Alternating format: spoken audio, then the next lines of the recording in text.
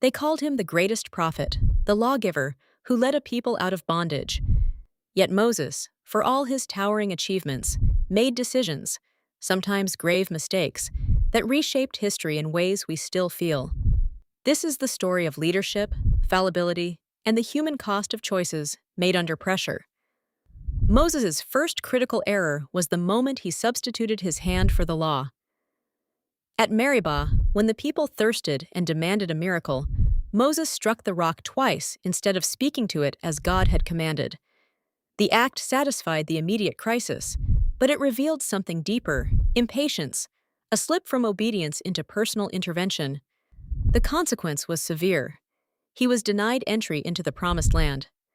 A leader who had carried an entire nation for decades could see the threshold but not cross it. That punishment echoes the timeless principle that ends do not justify broken means. A second mistake lay in his management of dissent. When complaints mounted, Moses often bore the burden alone until his anger flared. His rebuke of the people, and even of his own kin, sometimes lacked the tempering counsel of collaboration. It took the delegation urged by his father-in-law and the appointment of elders to restore equilibrium. Had he embraced shared responsibility earlier, the communal wounds and his personal isolation might have been lessened.